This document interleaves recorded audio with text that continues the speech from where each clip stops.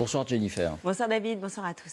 Alors que se passe-t-il concrètement avec AstraZeneca depuis quelques heures?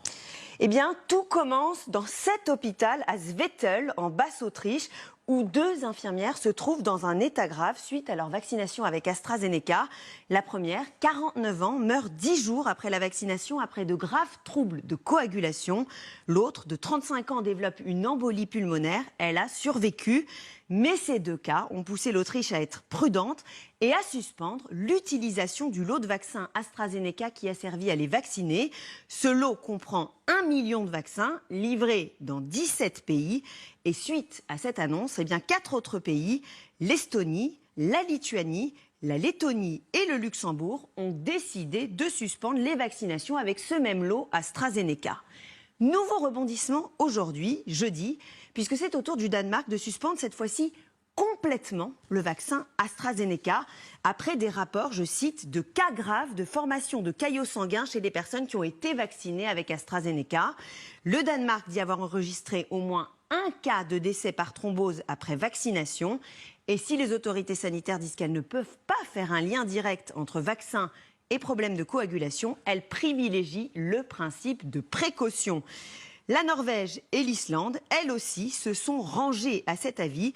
Elles ont suspendu complètement le vaccin AstraZeneca, là encore au nom du principe de précaution. Enfin, dernier cas en tête, l'Italie, qui a décidé de suspendre non pas le vaccin, mais un lot de vaccins AstraZeneca. Et ce n'est pas le même que celui identifié en Autriche. C'est le lot qui a pour nom de code ABV 2856.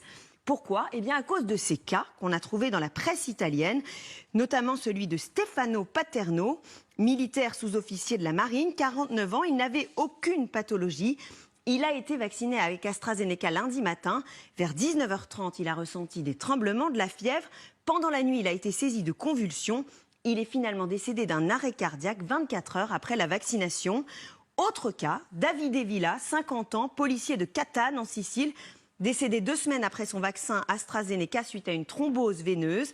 Il a été vacciné avec le même lot que Stefano Paterno dont on vient de parler.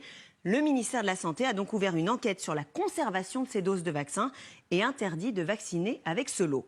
Donc si on résume, 9 pays ont interdit AstraZeneca, 6 pays ont interdit seulement un lot de vaccins, l'Autriche, l'Estonie, la Lituanie, la Lettonie, le Luxembourg et l'Italie. 3 pays ont suspendu l'utilisation complète du vaccin, le Danemark, la Norvège et l'Islande. Qu'est-ce qu'une thrombose, Jennifer, et qu'est-ce qu'une embolie provoquée par la thrombose? Alors, c'est un problème de coagulation du sang. Un caillot sanguin se forme et peut obstruer la circulation sanguine et, dans certains cas, migrer, par exemple, dans les poumons. La complication la plus grave de la thrombose veineuse, c'est l'embolie pulmonaire, on vient d'en parler, pouvant entraîner une mort subite. Mais cette thrombose peut aussi provoquer une crise cardiaque, un AVC ou d'autres accidents vasculaires. Bon, vous l'avez dit, 9 pays qui invoquent le principe de précaution. Que dit l'Agence européenne du médicament? Parce que c'est quand même elle qui fait autorité. Alors, elle assure que le vaccin AstraZeneca n'est pas risqué et dit avoir recensé 30 cas de thrombose veineuse sur 5 millions de personnes vaccinées. Dans un communiqué, elle affirme donc « Les informations disponibles à ce jour indiquent que le nombre de thromboembolies chez les personnes vaccinées n'est pas supérieur à celui observé sur l'ensemble de la population ». Pour elle, les avantages du vaccin l'emportent donc sur ces risques. Il peut continuer à être administré même pendant l'enquête sur ces décès.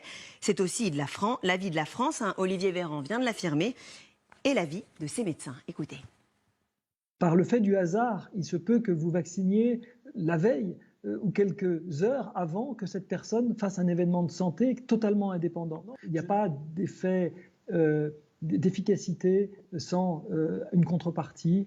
C'est un vaccin nouveau, donc on utilise pour ceci des quantités de virus assez importantes. Donc c'est tout à fait normal qu'en phase, à l'heure actuelle, ce qu'on appelle la pharmacovigilance à large échelle, on détecte des anomalies qu'on n'avait pas du tout prévues. Alors de là, encore une fois, établir un lien causal, c'est notre problème. Merci Jennifer.